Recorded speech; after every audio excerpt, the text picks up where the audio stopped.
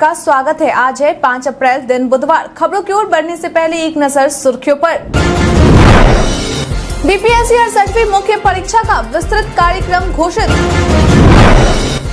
बिहार में हर जाति का होगा अपना नंबर। बिहार में किसानों को पानी की कमी से मिलेगी मुक्ति। वाल्मीकि टाइगर रिजर्व सप्ताह में इस दिन रहेगा बंद। आकाश चोपड़ा हुए कोरोना पॉजिटिव। अब चलिए बढ़ते हैं बिहार के अब तक की 25 बड़ी खबरों की ओर विस्तार से। इंडियन रेलवे ने 238 पदों के लिए निकाली भर्ती अधिसूचना। भारतीय रेलवे की तरफ से असिस्टेंट लोको पायलट के 238 पदों पर भर्ती के लिए रिक्रूटमेंट नोटिफिकेशन जारी किया गया है। बता दें कि नोटिफिकेशन के मुताबिक अभ्यर्थी ऑनलाइन आवेदन 7 अप्रैल से कर सकेंगे, जबकि आवेदन की आखिरी तारीख 6 मई 2023 है। इसके लिए अगर शैक्षणिक योग्यता की बात करें तो अभ्यर्थियों को 10वीं पास होना अनिवार्य है। इसके साथ ही अभ्यर्थी के पास फीटर आदि ट्रेड में ITI की डिग्री भी होनी चाहिए। इच्छुक और योग्य उम्मीदवार आवेदन करने के लिए रेलवे के आधिकारिक वेबसाइट www.rrcjaipur.in या nwr.indianrailways.gov.in पर जाकर आवेदन कर सकते हैं। बीपीएससी 68वीं मुख्य परीक्षा का विस्तृत कार्यक्रम घोषित। बिहार लोक सेवा आयोग के अध्यक्ष के द्वारा बीपीएससी 68वीं मुख्य परीक्षा का विस्तृत कार्यक्रम घोषित कर दिया गया है। बता दें कि घोषित किए गए कार्यक्रम के अनुसार पूर्व घोषित तिथि पर ही परीक्षा ली जाएगी, यानी कि परीक्षा 12 मई को ही ली जाएगी, लेकिन 14 मई को होने वाली यूपीएससी परीक्षा को ध्यान में रखते हुए बीपीएससी 68वीं के मुख्य परीक्षाओं के कुछ तारीख में बदलाव कर दिया गया है, जिसके तहत अब 14 मई को होने वाली मुख्य परीक्षा को 17 और 18 मई को लिया जाएगा। बता दें कि बीपीएससी 68वीं मुख्य परीक्षा के 18 मई को खत्म होने से उन अभ्यर्थियों को कोई परेशानी नहीं होगी जो MPPCS और हरियाणा PCS की PT परीक्षा में शामिल होने वाले हैं। बता दें कि 12 मई को GS की परीक्षा तो वहीं 17 मई को GS 2 और हिंदी की परीक्षा और 18 मई को निबंध और वैकल्पिक विषय की परीक्षा ली जाएगी। बिहारी बर्थडे स्पेशल में आज हम बात करेंगे रविंद्र प्रभात के बारे में। रविंद्र प्रभात का जन्म आज ही के दिन 1969 में हुआ था। यह भारत के हिंदी कवि, कथाकार, उपन्यासकार, व्यंग्यकार, स्तंभकार, संपादक और ब्लॉग विश्लेषक हैं। उन्होंने लगभग सभी साहित्यिक विधाओं में लेखन किया है, परंतु व्यंग्य और गजल में उनकी प्रमुख उपलब्धियां हैं। 1991 में प्रकाशित अपने पहले गजल संग्रह हमसफर से पहली बार वे चर्चा में आए। लखनऊ से प्रकाशित हिंदी दैनिक जनसंदेश, टाइम्स और डेली न्यूज एक्टिविस्ट के वे नियमित स्तंभकार रह चुके हैं। वे ब्लॉग साहित्यिक पुरस्कार परिकल्पना सम्मान के संस्थापक हैं। यह सम्मान प्रत्येक वर्ष आयोजित अंतर्राष्ट्रीय हिंदी ब्लॉगर सम्मेलन में देश विदेश से आए चिर परिचित ब्लॉगर्स की उपस्थिति में प्रदान किया जाता है। अब तक यह सम्मान समारोह नई दिल्ली, लखनऊ तथा काठमांडू में आयोजित हो चुके हैं। बिहार में इस दिन से शुरू होगी गेहूं की सरकारी खरीद। खाद्य एवं उपभोक्ता संरक्षण विभाग के सचिव विवेक कुमार के द्वारा अधिसूचना जारी कर यह जानकारी दी गई है कि बिहार में गेहूं की सरकारी खरीद की शुरुआत वर्ष 2023-24 के लिए 20 अप्रैल से होने वाली है, जो कि 31 मई तक चलेगी। बता दें कि इस वर्ष यानी कि 2023 से 24 के लिए सरकार की ओर से 10 लाख मीट्रिक टन गेहूं की खरीद का लक्ष्य रखा गया है। वहीं सरकार की ओर से गेहूं का समर्थन मूल्य 2125 रुपए प्रति क्विंटल निर्धारित किया गया है। मालूम हो कि अगर हम पिछले वर्ष यानी कि 2022 से 23 में गेहूं के समर्थन मूल्य की करें तो उस दौरान समर्थन मूल्य 2115 रुपए प्रति क्विंटल निर्धारित किया गया था। इस तरह पिछले साल की तुलना में इस साल गेहूं के समर्थन मूल्य में सरकार की ओर से 10 रुपए का इजाफा किया गया है। आपकी जानकारी के लिए बता दें, गेहूं खरीदने के 48 घंटे के अंदर किसानों को PFMS के माध्यम से पैसे दिए जाएंगे। बिहार में हर जाति का होगा अपना नंबर। बिहार में जाति आधारित जनगणना के दूसरे चरण को लेकर तैयारियां शुरू कर दी गई है, लेकिन इससे पहले बिहार में हर जाति के लिए अलग अलग कोड निर्धारित कर दिया गया है, जो कि अंकों में है। बता दें कि निर्धारित किए गए कोड के अनुसार बनिया जाति के लिए 124 कोड संख्या निर्धारित की गई है, जिसमें सूरी, गोदक, मायरा, रोनियार, पंसारी, मोदी, कसेरा, केसरवानी, ठठेरा, कलवार, कमलापुरी वैश्य, माहुरी वैश्य, बंगी वैश्य, वैश्य पोद्दार, बर्णवाल, अग्रहर, बघरी वैश्य, कसौधन, गंध बनिक, बाथम वैश्य, गोलदार आदि शामिल है। वहीं केवानी जाति के लिए 215 कोड निर्धारित किया गया है। इसके अलावा अगर श्रवण जातियों की बात करें तो कायस्थ का कोड 22, ब्राह्मण के लिए 128, राजपूत के लिए 171 तो भूमिहार के लिए 144 है। कुर्मी जाति का अंक 25 और कुशवाहा कोयरी का 27 है। यादव जाति में ग्वाला, अहिर, गोड़ा, घासी, मेहर, सदगोप, लक्ष्मी नारायण, गोला के लिए कोड संख्या 167 निर्धारित किए गए हैं। इन 3 रिटायर्ड आईएएस अधिकारियों को बनाया गया बीपीएससी का मेंबर। बीते दिन यानी कि 4 अप्रैल को बिहार सरकार के द्वारा बिहार लोक सेवा आयोग के 3 खाली पदों के लिए सदस्य के रूप में नवल किशोर समेत 3 रिटायर्ड आईएएस अफसर को नियुक्त किया गया है। बता दें कि जिन 3 रिटायर्ड आईएएस अफसर को बीपीएससी सदस्य के रूप में चुना गया है उनमें यशस्पति मिश्रा सेवानिवृत्त निदेशक पर्यटन विभाग, सर्वनारायण यादव सेवानिवृत्त निदेशक चकबंदी और नवल किशोर सेवानिवृत्त निदेशक SC/ST कल्याण विभाग को बिहार लोक सेवा आयोग का सदस्य नियुक्त किया गया है। बता दें कि इस संबंध में सामान्य प्रशासन विभाग के द्वारा अधिसूचना जारी कर दी गई है। आपकी जानकारी के लिए बता दें कि बीपीएससी में अध्यक्ष के अलावा 6 पद होते हैं, जिनमें वर्तमान में 3 पद खाली थे। ऐसे में मुख्यमंत्री के द्वारा 1 अप्रैल को इन पदों को भरे जाने के लिए 5 दिनों की मोहलत दी गई थी, जिसे बीते दिन यानी कि चौथे दिन भर दिया गया है। बिहार में किसानों को पानी की कमी से मिलेगी मुक्ति। बिहार में लगातार भूजल स्तर की गिरती हालत को देखते हुए केंद्र सरकार के द्वारा पिछले वर्ष जल संरक्षण को लेकर अमृत सरोवर योजना की शुरुआत की गई थी। बता दें कि योजना किसानों के लिए काफी लाभकारी है। मालूम हो कि इस योजना के तहत किसानों को जल संरक्षण के लिए प्रेरित किया जाता है। इसके साथ ही इस योजना के तहत 50 तालाब बनाने का लक्ष्य रखा गया है, जिनमें से 40 तालाबें बनकर तैयार हो गई हैं, तो वहीं 10 तालाबों का निर्माण कार्य जारी है। आपकी जानकारी के लिए बता दें कि इस योजना के तहत राज्य के 38 जिलों में 2852 अमृत सरोवर बनाने का काम किया जा रहा है। इन सरोवरों के निर्माण हो जाने से किसानों को मछली पालन से लेकर फसल सिंचाई तक में काफी सहायता मिलेगी। इन सरोवरों की मदद से किसानों को साल भर पानी की कमी से मुक्ति मिलेगी। बिहारी पर्यटन में आज हम बात करेंगे श्री कृष्ण विज्ञान केंद्र के बारे में। श्री कृष्ण विज्ञान केंद्र गांधी मैदान के पश्चिमी क्षेत्र में बना हुआ विज्ञान का एक बहुत ही बड़ा शिक्षा के क्षेत्र से जुड़ा हुआ केंद्र है। इस विज्ञान केंद्र में सभी प्रकार के विज्ञान से जुड़ी हुई समस्त चीजें मौजूद है। यहाँ पर लगभग सभी विद्यालयों के छात्र छात्राओं का भ्रमण के लिए लाया जाता है। दूर दराज से आए हुए विज्ञान केंद्र से परिचित होकर जाते हैं। यहाँ पर कुछ इस प्रकार की तकनीकी का भी प्रयोग किया जा चुका है, जो कि भविष्य में होने वाली संभावित संसाधनों के बारे में जिक्र किया है। ऐसा माना जाता है कि यहाँ पर कई मौजूद संसाधनों पर वैज्ञानिक अभी शोध कर रहे हैं तथा भविष्य में तकनीकों को मनुष्य के लिए प्रयोग में लिया जाएगा। मनुष्य की जीवन शैली को और भी ज्यादा सरल बनाया जा सकता है। मनीष कश्यप के खिलाफ ईओयू ने दर्ज की एक और एफआईआर।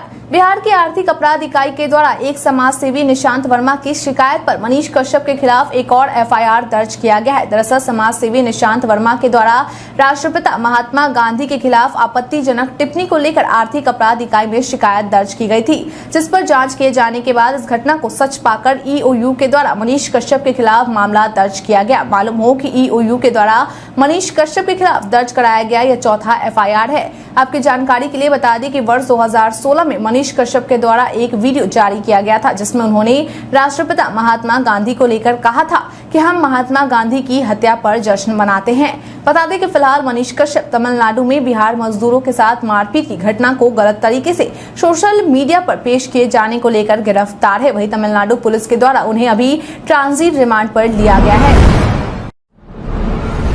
एसएससी सीजीएल 2023 के लिए आवेदन शुरू। बीते दिन से कर्मचारी चयन आयोग के द्वारा एसएससी सीजीएल 2023 की परीक्षा के लिए आवेदन की शुरुआत कर दी गई है। आवेदन करने के इच्छुक और योग्य उम्मीदवार आयोग की आधिकारिक वेबसाइट ssc.nic.in पर जाकर ऑनलाइन तरीके से आवेदन कर सकते हैं। आपकी जानकारी के लिए बता दें कि आवेदन की अंतिम तारीख 4 मई 2023 तक निर्धारित की गई है। हालांकि अभ्यर्थियों को आवेदन करने से पहले यह सलाह दी जाती है कि वह एसएससी सीजीएल 2023 के लिए आवेदन करने से पहले एक बार पूरा नोटिफिकेशन जरूर पढ़ ले। वही अभ्यर्थी अपने आवेदन फॉर्म में संशोधन 7 मई से 8 मई 2023 के बीच कर सकते हैं। मालूम हो कि एसएससी के इस भर्ती अभियान के तहत 7500 रिक्तियों पर अभ्यर्थियों का चयन किया जाएगा। बिहार के सरकारी अस्पतालों में बिना मास्क नो एंट्री। बिहार में कोरोना के बढ़ते मामलों को देखते हुए राज्य सरकार के द्वारा सतर्कता बढ़ाने के लिए एहतियाती कदम उठाने के निर्देश दिए गए हैं। बता दें कि इस निर्देश के तहत अब राज्य के सरकारी अस्पतालों और चिकित्सा संस्थानों में उन लोगों को एंट्री नहीं मिलेगी जो बिना मास्क के अस्पताल में जाने की कोशिश करेंगे। इसके साथ ही सरकार की ओर से मास्क पहनने के लिए प्रचार प्रसार करने का भी निर्देश दिया गया है। बता दें कि स्वास्थ्य विभाग की ओर से लोगों से अपील की गई है कि वे कोविड से जुड़ी गाइडलाइन का पालन जरूर करें। इसके साथ ही विभाग की ओर से अस्पतालों को यह भी निर्देश दिया गया है कि अस्पतालों में बेड व ऑक्सीजन प्लांट समेत पूरी तैयारी रखी जाए और साथ ही जांच में भी तेजी लाई जाए। प्रदेश में अब सताएगी गर्मी। बिहार के मौसम में एक बार फिर से बदलाव देखने को मिल रहा है, यानी कि कभी बारिश कभी गर्मी जैसे हालात देखने को मिल रहे हैं।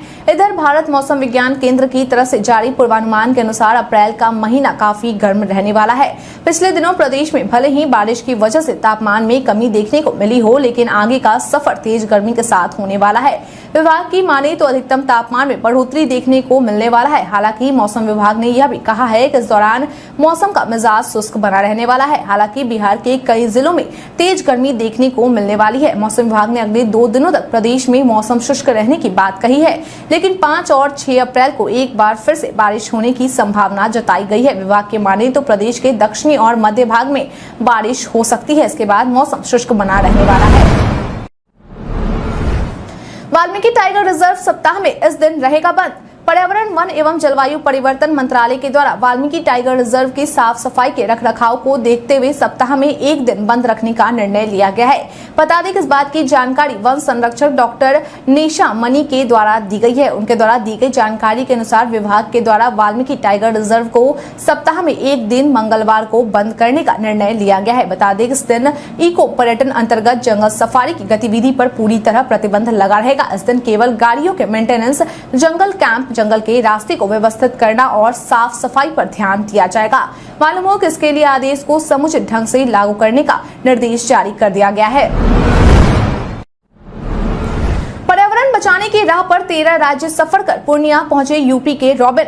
उत्तर प्रदेश के निवासी रॉबिन बीते दिन पर्यावरण बचाने की राह पर हरित क्रांति के तहत 180 दिनों में 13 राज्य और 12,600 किलोमीटर साइकिल चलाकर पूर्णिया के सिंहपुरिया विश्वविद्यालय पहुंचे हैं, जहां उन्होंने यूनिवर्सिटी के अधिकारियों से मुलाकात की और वहां मौजूद छात्रों का हाल चाल लिया। इस दौरान उन्होंने जन संदेश देते हुए कहा कि प्रकृति की ओर लौटने से प्रकृति एवं जीवों का प्यार ही मिलेगा। बता दें कि उन्होंने 6 अक्टूबर 2022 को कन्याकुमारी से साइकिल यात्रा की शुरुआत की थी, जिसके तहत वह बीते दिन बिहार के पूर्णिया पहुंचे, जहां उनका प्रो वाइस चांसलर प्रोफेसर पवन कुमार झा व रजिस्ट्रार डॉक्टर घनश्याम राय के द्वारा माल्यार्पण कर स्वागत किया गया और साथ इस दौरान उनके द्वारा परिसर में 2 पौधे भी रोपे गए। उन्होंने बताया कि उनकी साइकिल यात्रा अगले 1 साल तक जारी रहने वाली है और उनकी यात्रा महाराष्ट्र में जाकर समाप्त होगी। 7 अप्रैल को Patna high court advocate association का होगा चुनाव। 7 अप्रैल को Patna high court advocate association के 30 पदों के लिए चुनाव होने वाला है। बता दें कि इस चुनाव में पूरे 144 प्रत्याशी भाग ले रहे हैं। मालूम हो कि चुनाव को लेकर कोर्ट परिसर चारों तरफ से होर्डिंग और फ्लैक्स से भर चुका है। इसके साथ ही काउंसिल भवन में भी फ्लैक्स और होर्डिंग लगाए गए हैं। आपकी जानकारी के लिए बता दें कि यह चुनाव अध्यक्ष, उपाध्यक्ष, महासचिव, संयुक्त सचिव, सहायक सचिव, कोषाध्यक्ष, ऑडिटर, सीनियर एग्जीक्यूटिव, निगरानी और लाइब्रेरी कमेटी के लिए करवाए जा रहे हैं। सहायक मौलवी और सहायक शिक्षक की परीक्षा का शेड्यूल जारी। बिहार लोक सेवा आयोग की ओर से सहायक मौलवी अरबी की परीक्षा को लेकर शेड्यूल जारी कर दिया गया है। बता दें कि जारी किए गए शेड्यूल के अनुसार 8 अप्रैल को दिन में 10 बजे से लेकर 1 बजे तक अरबी की विषयनिष्ठ परीक्षा का आयोजन किया जाएगा। वहीं 9 अप्रैल को सहायक शिक्षक अंग्रेजी के पदों पर नियुक्ति के लिए लिखित विषयनिष्ठ परीक्षा का आयोजन किया जाएगा। इस परीक्षा से संबंधित उम्मीदवार के प्रवेश पत्र आयोग के वेबसाइट www.bpsc.pih.nic.in पर परीक्षा की तिथि से पूर्व उपलब्ध हो जाएंगे, जिन्हें डाउनलोड कर उम्मीदवार परीक्षा में भाग ले सकते हैं। मालूम हो कि इस संबंध में विस्तृत सूचना उम्मीदवार आयोग की वेबसाइट पर जाकर देखा जा सकता है। अखिलेश सिंह ने सीएम नीतीश को लेकर दी यह सलाह। इन दिनों एक बार फिर से बिहार के मुख्यमंत्री नीतीश कुमार को देश के प्रधानमंत्री बनाए जाने की चर्चाएं शुरू हो गई है। वहीं अब इस मुद्दे पर बिहार कांग्रेस अध्यक्ष अखिलेश सिंह के द्वारा बीते दिन सीएम नीतीश को एक सलाह दी गई है। उन्होंने कहा कि सभी राजनीतिक पार्टियों के कार्यकर्ता चाहते हैं कि अपने नेता प्रधानमंत्री बने। ऐसे में हमारी यह जिम्मेदारी है कि सबसे पहले 2024 में केंद्र की सत्ता से मोदी सरकार को हटाया जाए और उसके बाद यह निर्णय लिया जाए कि प्रधानमंत्री कौन बनेगा। 2004 के लोकसभा चुनाव में भी यह तय नहीं था कि डॉक्टर मनमोहन सिंह प्रधानमंत्री बनेंगे, लेकिन उन्हें भी आम सहमति के बाद प्रधानमंत्री का पद दिया गया। इसलिए हमें भी पहले केंद्र की सत्ता से मोदी सरकार को हटाने पर ध्यान देना चाहिए और फिर यह तय करना चाहिए कि प्रधानमंत्री का पद किसे दिया जाए। ललन सिंह ने बीजेपी को बताया बड़का झूठा पार्टी। बिहार के बिहार शरीफ और सासाराम में हुए हिंसा को लेकर बीते दिन जेडीयू के राष्ट्रीय अध्यक्ष ललन सिंह के द्वारा बीजेपी पर तंज कसते हुए बीजेपी को सबसे बड़ा झूठा पार्टी बता दिया गया है। उन्होंने कहा कि बिहार में कुछ ऐसे तत्व हैं जो राज्य में सांप्रदायिक सद्भाव और एकता के माहौल को बिगाड़ने का प्रयास कर रहे हैं, लेकिन उनकी पूरी कोशिश पर बिहार सरकार के द्वारा पूरी मुस्तैदी से महज 8 घंटे में ही काबू पा लिया गया। उन्होंने कहा कि राज्य में डूबती हुई नाव पर कौन सवार है।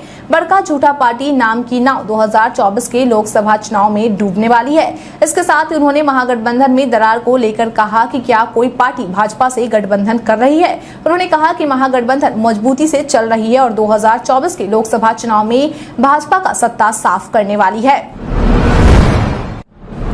सम्राट चौधरी ने सीएम नीतीश को बताया बीमार और बूढ़ा। बिहार बीजेपी के प्रदेश अध्यक्ष सम्राट चौधरी के द्वारा बीते दिन बिहार के मुख्यमंत्री नीतीश कुमार पर जमकर निशाना साधा गया। उन्होंने कहा कि जब बिहार की हिंसा बिहार पुलिस से कंट्रोल नहीं हो पाई तो मोदी जी की सेना को आना ही पड़ा। उन्होंने कहा कि नीतीश कुमार का सियासी साख लगातार घट रहा है। अब हमको लगता है कि वह बीमार और बूढ़े हो गए हैं। ऐसी परिस्थिति में उन्हें लाल किला का सपना दिखाया जा रहा है। उन्हें राजद पर निशाना साधते हुए कहा कि जो लोग नीतीश कुमार को लाल किला का सपना दिखा रहे हैं वे लोग पिछली बार 2 सीटों पर ही सिमट गए थे, लेकिन इस बार उन्हें वह 2 सीटें भी नहीं मिलने वाली है। जेडीयू का 2014 की तरह 2024 में भी कोई खाता नहीं खुलेगा।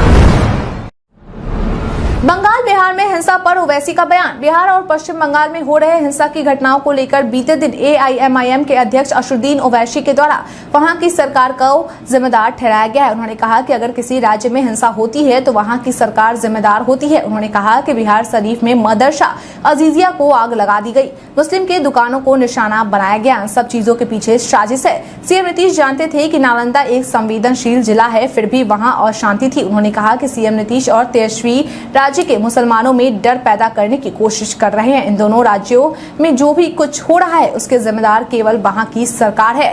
उन्होंने कहा कि एक व्यक्ति जो इतने समय से मुख्यमंत्री है वह इसे नहीं रोक पाया। आकाश चोपड़ा हुए कोरोना पॉजिटिव। देश में एक बार फिर से कोरोना के मामले बढ़ते नजर आ रहे हैं। वहीं अब इस कोरोना ने आईपीएल 2023 में भी अपनी दस्तक दे दी है। दरअसल अपनी शानदार क्रिकेट कमेंट्री के लिए मशहूर कमेंटेटर व टीम इंडिया के पूर्व ओपनर बल्लेबाज आकाश चोपड़ा कोरोना पॉजिटिव हो गए हैं। बता दें इस बात की जानकारी खुद आकाश चोपड़ा के द्वारा अपने ट्विटर पर एक पोस्ट शेयर करके दी गई है।